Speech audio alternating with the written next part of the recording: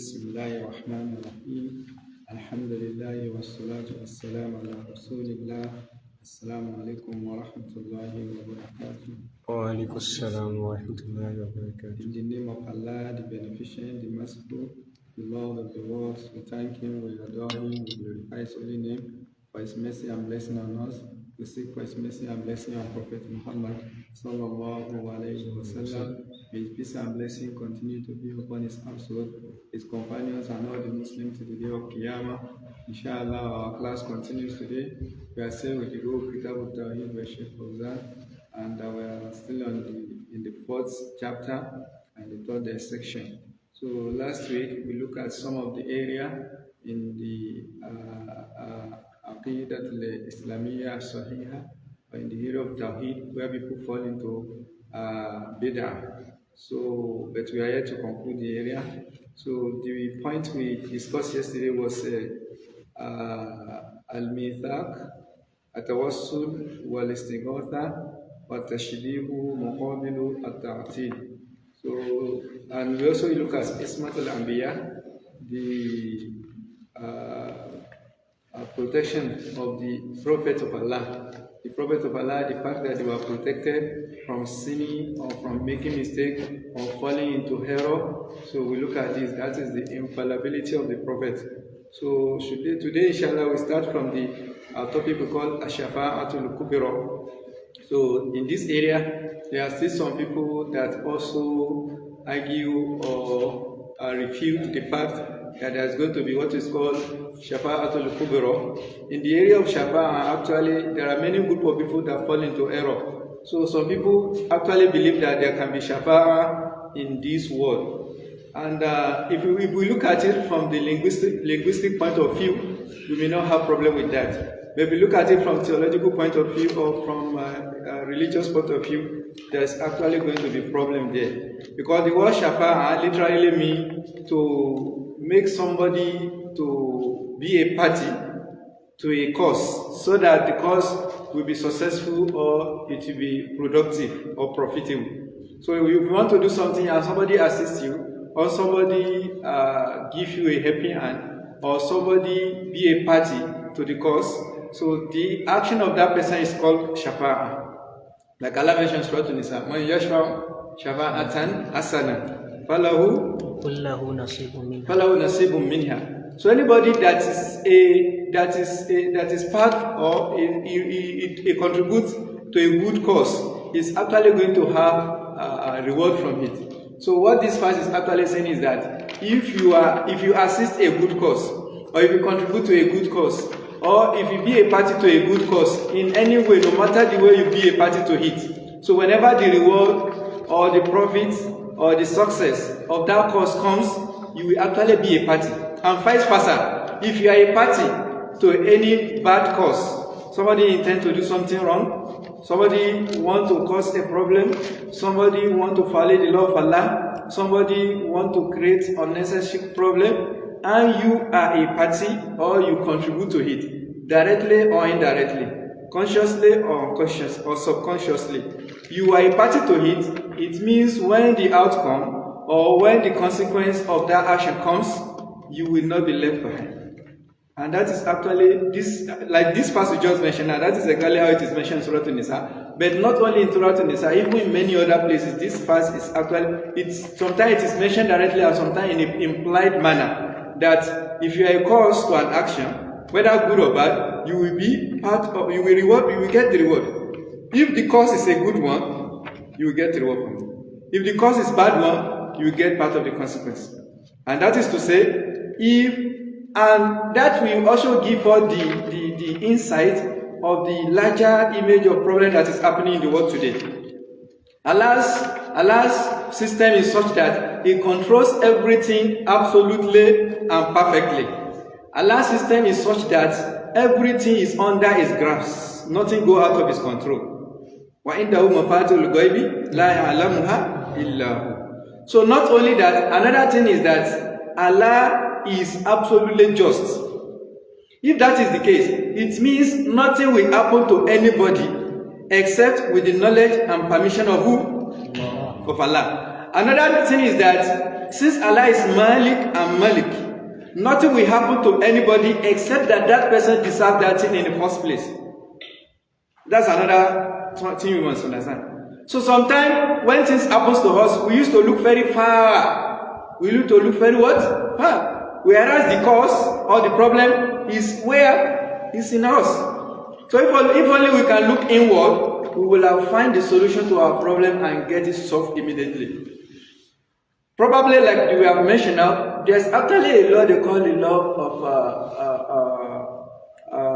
what do they call it? So there's a law that if you are a party to something, like we just mentioned now, so no matter where the thing is happening, so you will actually be what you will be part of it.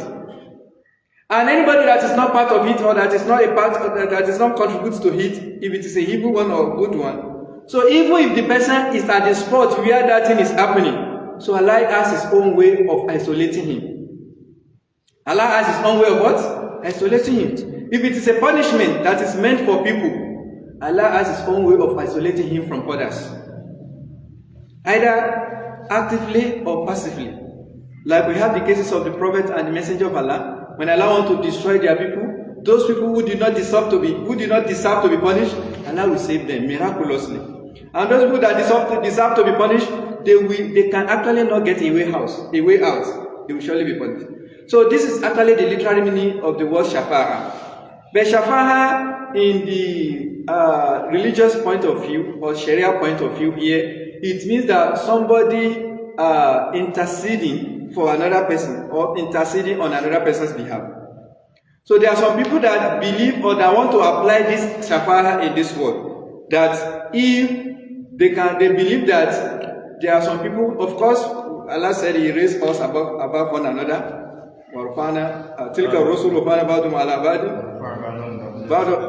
So some of us we are raised above other, isn't it? So this is actually a fact. Some of us are more righteous, some of us are more religious, some of us are more righteous.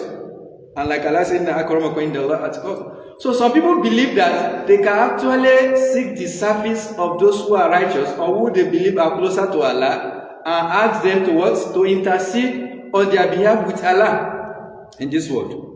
But this is actually not correct. He said, he said,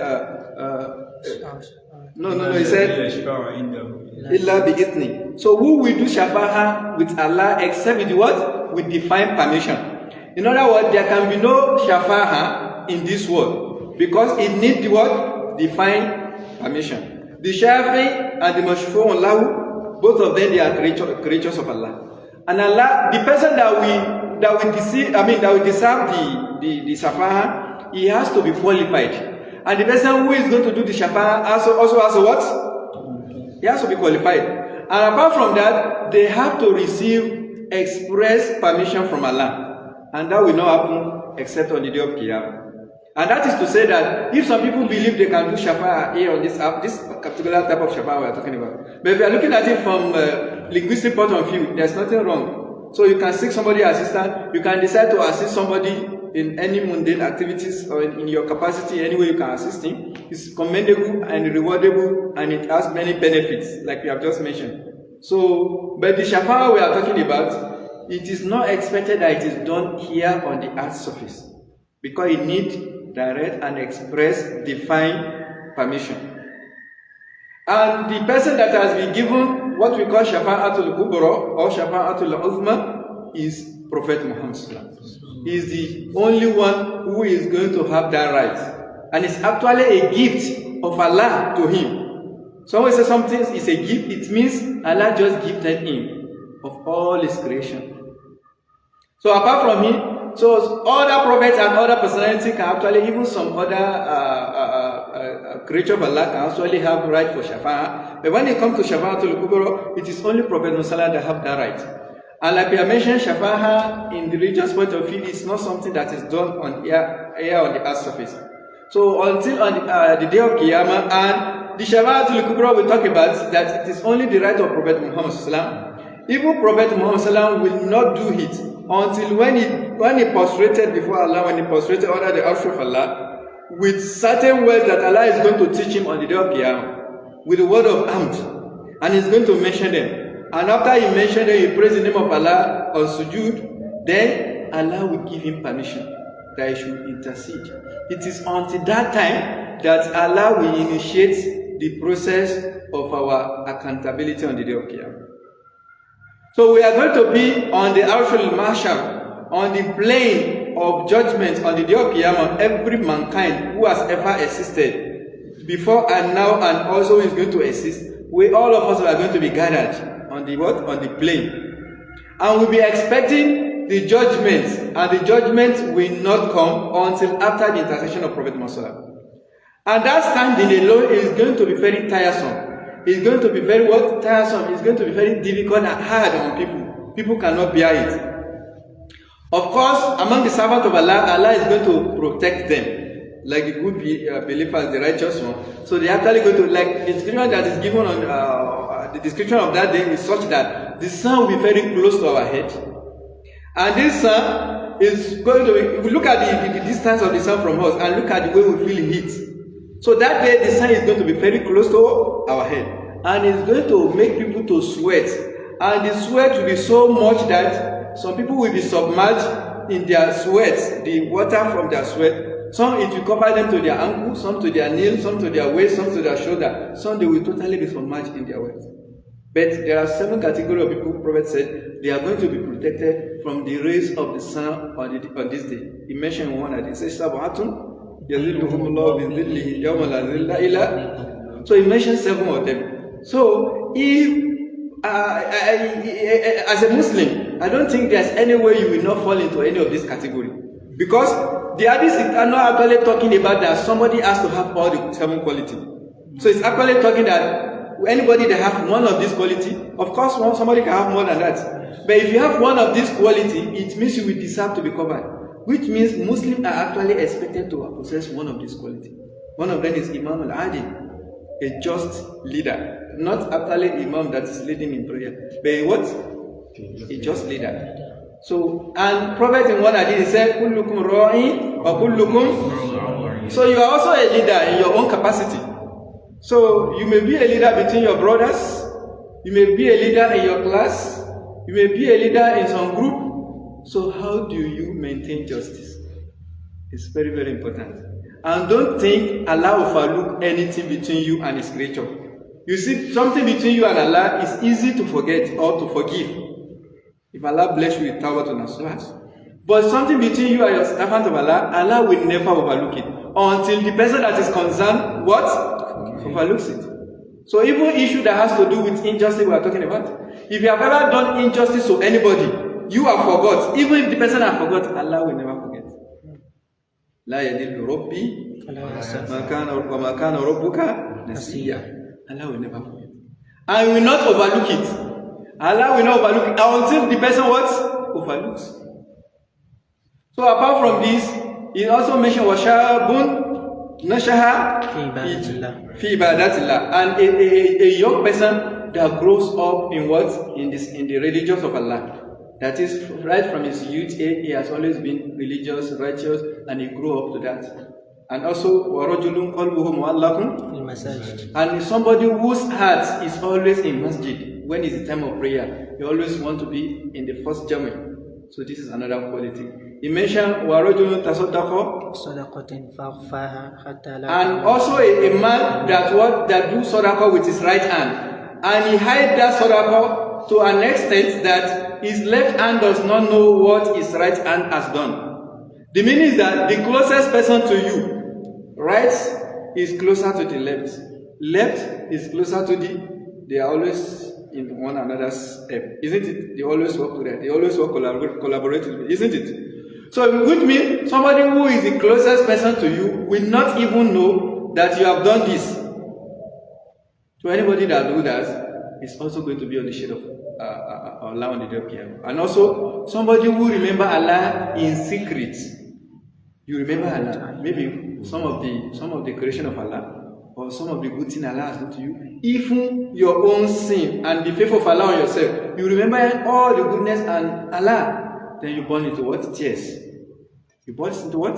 Tears. You are shedding tears just out of fear and the remembrance of Allah. So Allah said, just because of this, you will be protected from the ray of the sun on the day of Qiyamah. ورجل دعته امرأة ذات منصب وجمال وجمال. قال الله And a man that a woman, a very beautiful woman, and also a very rich woman. You see, sometimes there are something you can ignore, but there are something that they are very compelling. That this is a woman, in the first place, she's highly placed, she has position, she has power. Not only that, she has wealth. Not only that, she's very what? Beautiful. She now invites you that, come and do fahisha with me. And out of fear of Allah, you say, no, I will not. So look at that condition. That everything that can actually possibly make somebody to do it is there. But the only thing that stops you or that impedes you from doing it is what? The meaning is that you may actually not be qualified because there can actually be some other factor that stop you. Maybe you look at use villager, what am I going to do with you? Which means not because of Allah in the first place. You only see that this is not your class, isn't it? Or you think you that you are even ugly in the first place. Which means what stops you is what? His beauty is not the what? It's not the sphere of Allah. Or some other worldly things. But in this case, everything that attracts human being, everything that can tempt human being is available. But you say no. And there's nothing that can stop you. The only thing that stops you is who? Allah. Then in that case, you are going to be among those people who are going to be protected. So, to cut the story cut, where we actually mention this issue is that how it is related to how we are going to stand on the plane of judgment on the day of Qiyamah. And the standing or the length of time we are going to be there, according to one hadith, and also like it's mentioned in Surah Al-Ma'arij, is that it's going to be about 50,000 years. 50,000 years, we are going to be standing, waiting, and expecting the what? The judgment day. And that time, no sleep, no eating, no any other thing. The only thing is what? Standing and waiting. And that time, the sun is very close. I don't know whether you understand. So let's imagine this world. I want us to consider something. And that is to tell you that all the things we are wasting our time and effort and resources on this earth surface, do not want it. You know, Shaitan is very deceptive. He deceives all day in, day out. He deceives us smartly, and we always fall for his deception.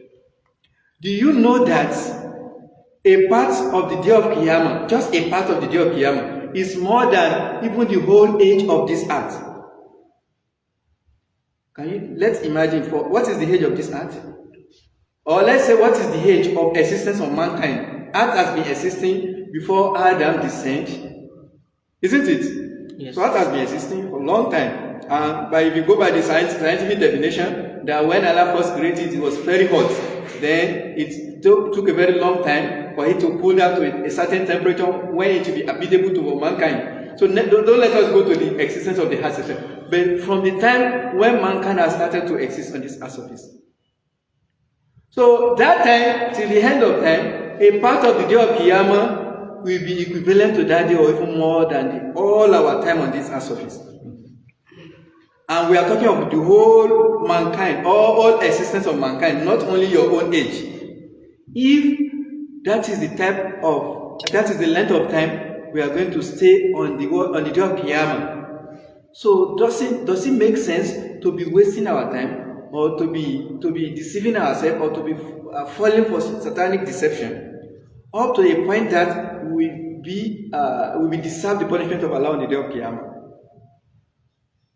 So the time we spend in this hour is very short. Actually, it's very, very, very short. Our age is something that is very short, and it does not require us to actually waste it. So we are expected to make the best use of it, the good use of it. But sometimes Shaitan deceives us. It gets us carried away, and we get carried away, and we try to waste our time in things that will not benefit us or benefit anybody around us, except that it will make us to gain a lot of sin. So, like we have mentioned, on the day of Qiyamah, we are going to stand for about 50,000 years. Though there are some people that when they come on the day of Qiyamah, their judgments will be immediate. Some, their judgment will not last till the end of the 50,000 years. Some, they will have to stay from beginning to the end. Anybody who is going to do hisab, anybody that Allah has made to have accounts, that you will give account of your, so it has to be after the 50,000 years. That is what Prophet says, Man husiba udhiba. Anybody who is going to be made to give accounts of his sojourn on this earth of it, he has been punished. Even that standing alone is a form of punishment. But there are some people that they will not have hisab. They don't have to give accounts on the day of Qiyamah. So if they don't have to give accounts, then there's no point in waiting for the accounts. Because in the first place, they don't have any account to give. So one of them are people that die at Shaheed, except he has rights of other people on him. And there's another one that is approximately about 70,000 in his ummah. On the day of Qiyamah, they will not give accounts of their deeds. As soon as they come on the day of Qiyamah, they will be what? They will be freed. So which means they have nothing to give account about. And there are some that they are going to do hisabun yasir. Like Allah mentioned in Surah Sheikh. So and there are some that their own hisab is going to be full-fledged. And giving account alone is punishment. How do you think you can give account to Allah and you'll be successful? Let's assume you are invited by a judge that you should come and explain or give an explanation about something that you have been involved in. Can you imagine how fidgeting, how you'll be disturbed, how you will not be able to give satisfactory explanation? That is before a human being. What about before the creator of all creations? Do you think it's going to be possible? Of course it's not going to be possible. And in this world, you can actually, if you are very smart, you can argue and you will what? You will find your way. But before Allah on the day of Qiyamah, your mouth will be sealed. Your mouth will not allow to what? And the reason why your mouth will be sealed is not because the fact that you may lie is feared. Nobody fears your lie. And whatever lie you are going to lie, it will only increase you in punishment. But Allah's majesty and Allah's holiness and Allah's supremacy is such that it does not deserve to be lied in front of Him. It does not befit Allah you that you should lie before Him. So because of that, chances or tendency of lying will be removed. Your mouth that lies, it will be stopped. And your organs that will not lie, they will be made to what? To testify to what you have done. So if you have used your leg to walk to somewhere that you have been prohibited to walk to, your leg will testify that yes, you used me to walk. If it is your eye that you have used, you see, we have used our eye to see, to watch many things, isn't it? And if you are asked that, can you remember? Most likely you cannot remember. Even maybe today, let alone something you have done many years ago. But did you know that your eyes is saving everything? Do you know that your eyes is saving everything? On the day of Qiyamah, your eye will say, yes, at this specific time, at this seconds, at this hour, at this day, at this point, at this place, you used me to do this. And mankind will not feel comfortable. You even ask your organs that, why are you bearing witness against me? So you say, I have been made to talk by the same Lord that make everything to talk. You in the first place allowed that make it to talk. So the reason why we will not be allowed to lie or to talk is because it doesn't befit the majesty of Allah that anybody should lie before Him. Even the land, the plane where the judgment is going to take place on the day of Qiyamah, this same earth surface is going to be replaced. You know, many injustice has been committed. It does not befit the majesty of Allah that Allah should do judgment on a place where people have ever committed injustice. يَوْمَ تُبَدَّلُ الْأَرْضُ وَالسَّمَاوَاتُ. So the heart will be changed. It will become a new one, plain, neat, that nobody has ever committed injustice to. That is where Allah is going to give His judgment. So in short, so after we have waited for a very long period of time, we will be tired and we will be looking for somebody to intercede on our behalf with Allah, so that Allah will initiate judgment. There's one point here again. Even those people Because immediately you are resurrected from your grave, you will know your what? Destination. You will know whether you are going to Jannah or you are going to.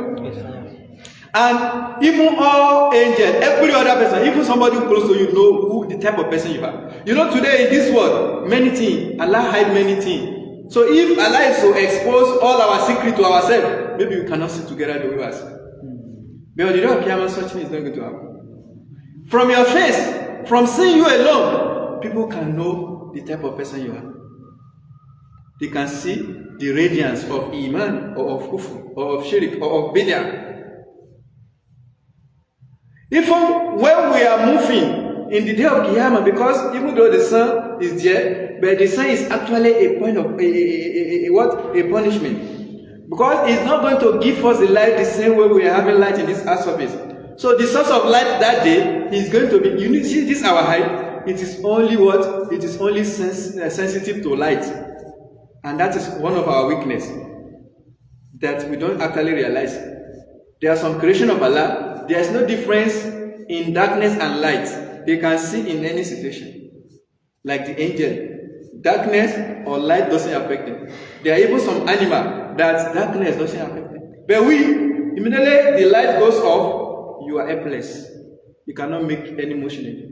Like Allah described in Munafiqun in Surah Al-Baqarah. That when there is light, they continue to move. When the light is taken away, they remain standing. They cannot progress because their height is only sensitive to light. So, but on that day, the source of our light is going to be your Iman, your Tawhid, and your good deeds. So it will be racing before your very front and also coming from you. So the extent or the brightness of your light will actually depend on your what? On your power, the power of your Iman and Tawhid. If your Iman is very strong and your Tawhid is very strong, it means your Iman, your light will also be what? Very bright. The same thing your good is. The more your good is, the more your Iman. For the Munafiqun, they are not going to have that opportunity. But they will be resurrected in the company, in the midst of the Mu'minun. Because in this earth surface, they pretended to be what? So Allah will also allow them to be resurrected among the Mu'minun. But since they don't have Iman in the first place, they won't have light. So when the Mu'minun when they were proceeding forward or to Jannah, and with their light, the Munafiqun, they don't have light, and they will be asking the Mu'minun to what? To assist them with their light. Unzuruna naqtabis kila rijun. They will be advised that, you see this our light, we actually worked for it. We work for it when we are on the earth surface. You should also go back to the earth surface and do what? And obtain your light. And which is not possible. So this is opportunity for us. That we have not died. We should work for our light on the day of Qiyamah. Everything we are fighting for, everything we are struggling for, everything, even you that you are struggling, you will come to an end. There's end to everything, absolutely everything. Everything will come to an end. The only thing that will not come to the end is Allah and also your deeds, your Iman. So whatever you have done is going to be what is going to be remain. But for you, so if that is the case, it means we should invest our time and resources more in what will remain for us on the day of Qiyamah than what will be what is transient. And that does not actually mean we shouldn't have anything to do with this world. No, Allah actually created the world for us and created us what? So when I say created for us, it doesn't mean we are created to live like animals, no, but to make use of whatever Allah has created for us. So Allah actually wants us to make use of them in order to worship Him. So He has given us, in fact, do you know that everything on the earth surface, every good thing, it is created because of the Mu'minun, because of the believer? If not because of the believer, they will not even be there in the first place. If there's no Mu'min on this earth surface, if there's no believer on this earth surface, you will see that even the heaven, even the earth, all of them, they will be what? They will be angry and they will go haywire. And that is one of the signs of the last hour, when there's no more believer on the earth surface. Like Allah mentioned at the beginning of Surah Al-Hajj. So on that day, when there's no mu'min, because at that point, what is going to happen is not going to happen to the mu'min, it's going to happen only to the kuffar, to the munafiqun, to those who follow the law of Allah. So we will be there waiting for the judgment, and when we are tired, even those who know that they are going to end up in hellfire, and the punishment on hellfire is not in any way comparable to what they were experiencing currently, what they are experiencing currently. You know, one of the nature of human being is that when you are under pain, when you are under hardship, when you are experiencing hardship. So, and even if you know that if you get relief from this, what is ahead of you is harder or more difficult than this, you will wish that what you are in stop. I don't know whether you get that point. Even though the disbelievers, they know that what is ahead of God is more difficult than what they have now, but they just want that thing to stop. They just, so we will be going to everybody. We start by Prophet Adam. Now you are the first creation of Allah. Allah created you with His hand. Allah breathed into you. Allah, you are the first Nabi, and so on. Come and intercede with us with Allah. We go to Ibrahim, we go to Nuh, we go to Musa, Isa. All of them will say they are not qualified. Then finally to Prophet Muhammad, and he's the only one that will be qualified. Then we prostrate under the arsh of Allah. And Allah will teach him the word of Amd, and he will say it, and with that, Allah will initiate the judgment of the day of Qiyamah. And that is what is meant by what? Shafa'atul Kubra. That is the what? The greatest Shafa'ah. And it is specially for Prophet Muhammad. Like we said, there are actually many other Shafa'ah. This Shafa'atul Kubra, we actually have some people that believe that it is not meant only for Prophet Sallallahu. But with a lot of evidence in the hadith of Prophet, and also Quran pointed to it, it is only Prophet Muhammad, and we have believed that we given this what? This right of what? Shafa'at al-Kubra. And like I said, it is just a divine gift to him also. So Allah just gifted him. So apart from this, we also have different type of Shafa'at that is going to also take place on that day. We have what is called Shafa'atul Al-Kabahir, that those who have engaged in major sin. You see, if you have committed any sin in this earth surface, and you are not forgiven before you die, so you have two options on the day of Qiyamah. Immediately you die. You understand? So you have two options. It's either you are one of the beneficiaries of the Shafa'ah, or you will go to hellfire and serve a term that will make you to be free of those sins before you now go to Jannah. So otherwise, if you die as somebody who have a kabir or some of the kabari on you, it means you either be punished or you what? You have to benefit from the Shafa'ah. So, and there are many reasons why somebody actually may be a beneficiary. One of them, and the most important one of them is what? Somebody that have Iman and Tawhid. And another important one of them is that somebody that follows the Sunnah of Prophet. If you don't follow the Sunnah of Prophet, you actually not benefit from it. And like we know that we human beings, the way we are created weak. We call insan what?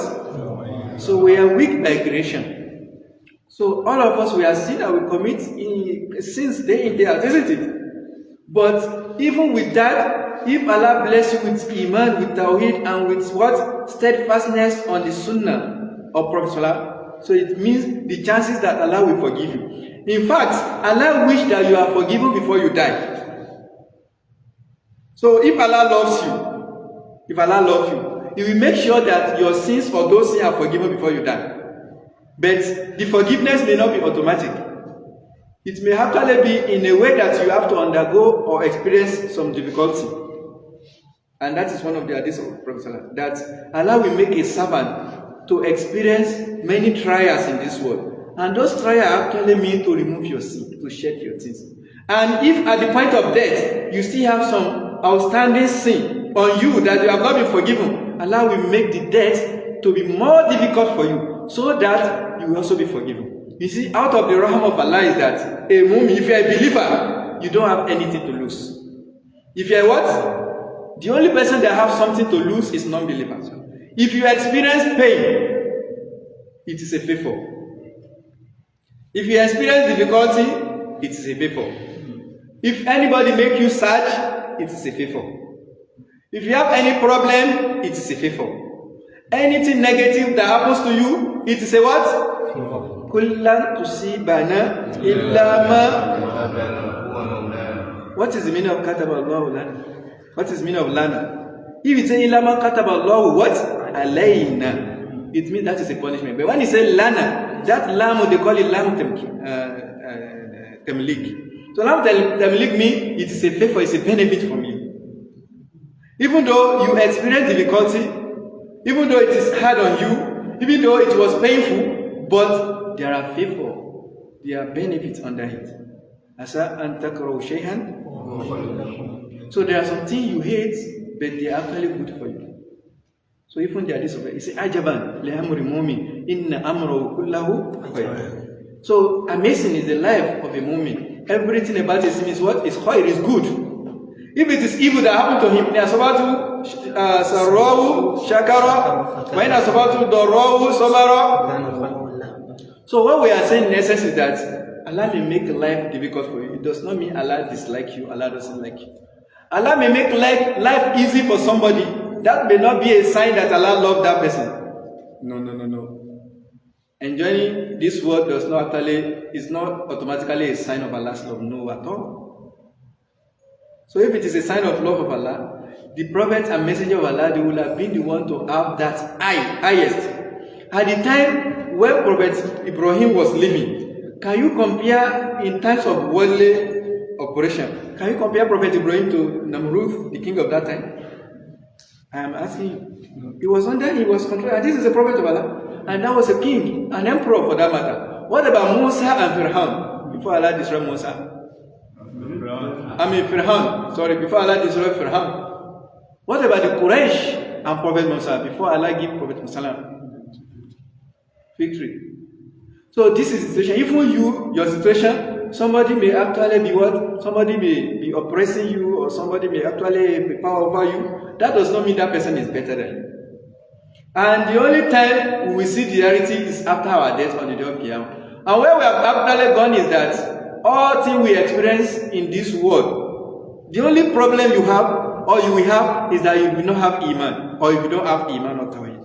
Wallahi, if you have Iman, you have Tawhid, you are a righteous person, forget about any other thing that happened to you. Know that this is a good thing that is meant to what? To relieve you or to raise your rank.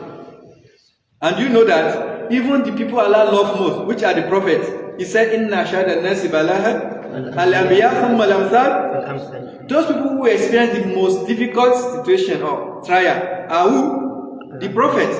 Then examples of others that follows them. وَلَنَبِلُوَنَّكُمْ بِشَيْءٍ مِنَ الْخَوْفِ وَالْجُوعِ وَنَقْصٍ مِنَ الْأَمْوَالِ وَالْأَنفُسِ وَبَشِّرِ what? أَمْ حَسِبْتُمْ أَنْ تَدْخُلُوا الْجَنَّةَ وَلَمَّا يَأْتِكُمْ مَثَلُ الَّذِينَ خَلَوْا مِنْ قَبْلِكُمْ مَسَّتْهُمُ الْبَأْسَاءُ. And is Allah referring to the kafirun here? No. Is he referring to the munafiqun? No. He is referring to who? Mu'minun. حَسِبَ النَّاسُ أَنْ يُتْرَكُوا أَنْ يَقُولُوا آمَنَّا وَهُمْ. So Allah says He's going to test. And like you have said, if Allah wants to forgive your sin, He will make you to pass these two stages. But if Allah does not intend to forgive your sin, you will not have any problem in this one. And that is why one day Prophet Muhammad, he visited one person. And that man, he has a hen, and the hen laid an egg. And he laid an egg from a high place. And that egg, it fell down and did not break. When Prophet saw it, Prophet was surprised. And the man smiled and said, since he has been in existence, he has never experienced anything that made him sad. Immediately he mentioned or uttered this statement, Prophet stood up and left him. So he rushed to catch up with Prophet that, why did you do this? He said, don't you know that anybody that does not experience anything sad, or does not have any reason to make him sad, don't you know that is a sign that Allah doesn't love you in the first place? Probably the man said this in order to what? To impress. You know, some of us will say, me, I don't have any problem. That statement is a problem on its own. If you say, me, I don't have any problem. In my life, I don't get anything that makes me sad in life. That problem, that statement is a what? It's the biggest problem. So what we are saying in essence is that Allah will forgive all our sin in His own way, either to make us pass through trial or some other ways, so that we will not have any outstanding sin when we die or on the day of Qiyamah. Otherwise, we have to go through the Shafa'ah, or we have to go to the Jahannam before we are saved. May Allah forgive us and overlook our shortcomings. And our time is up. We'll stop on this note and continue from there tomorrow. سبحانك اللهم وبحمدك أشهد أن لا إله إلا أنت أستغفرك وأتوب إليك. السلام عليكم ورحمة الله وبركاته.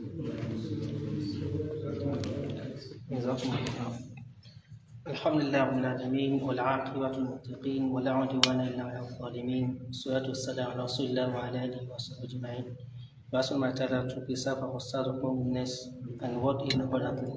We ask Allah to grant us better understanding of our religion and count us among the dwellers of Jannah to feed us. If there is any question.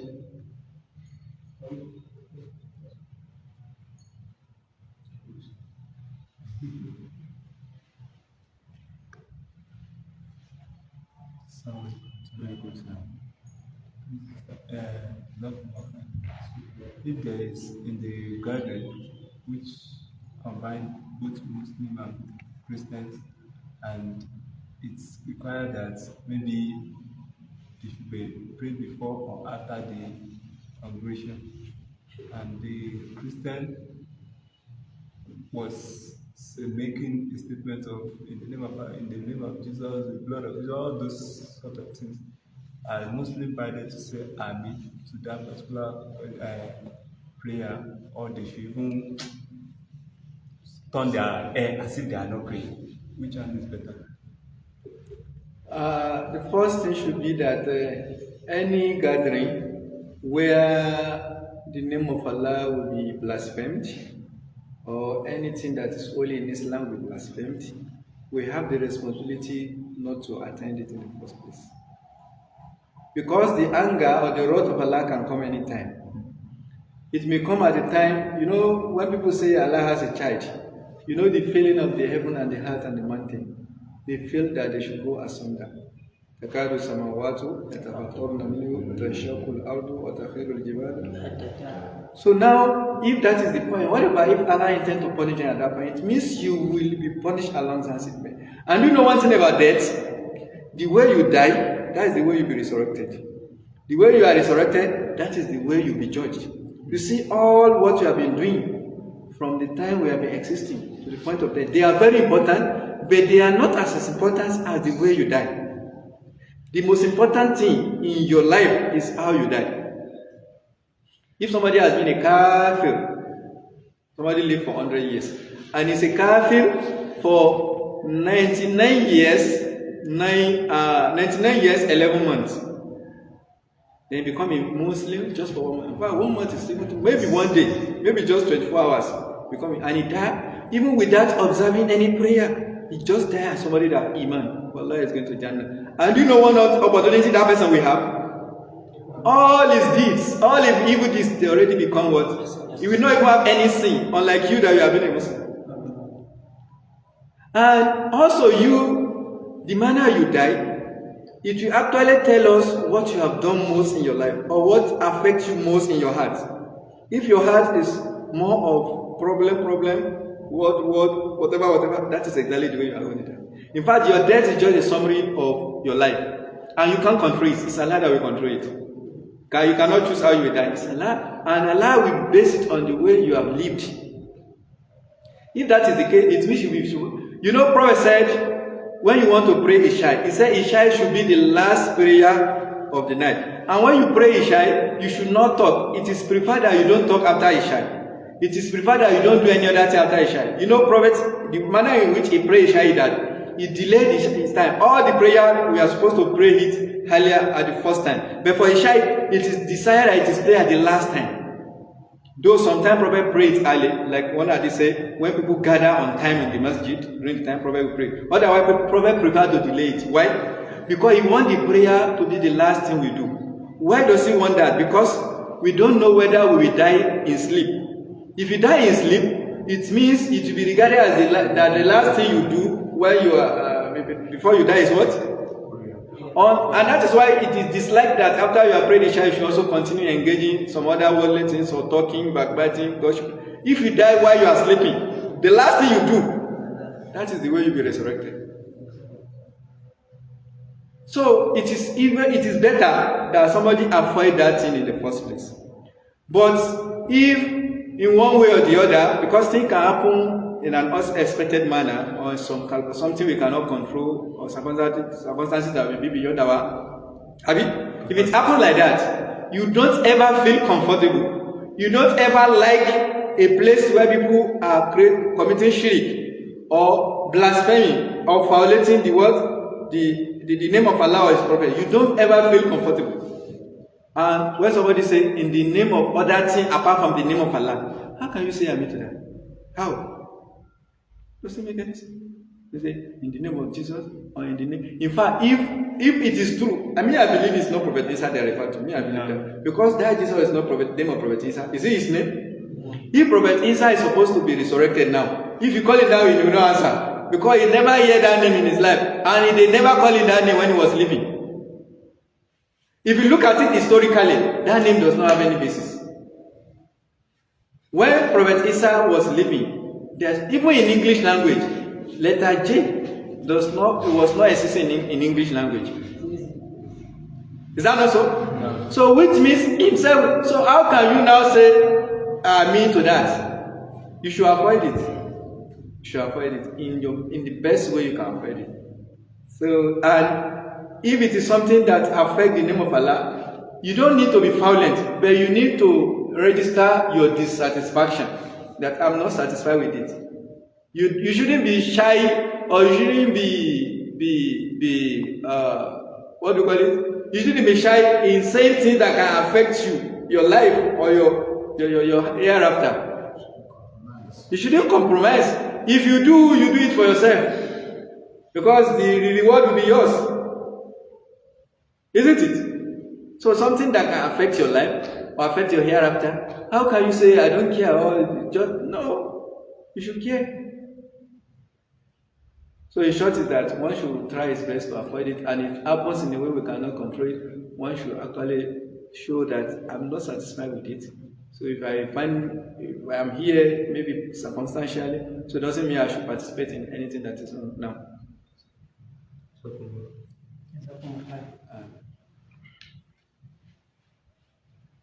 Inshallah, stop there for today and continue to be with them. Last one I tell her to count of the understanding of our religion and His faith.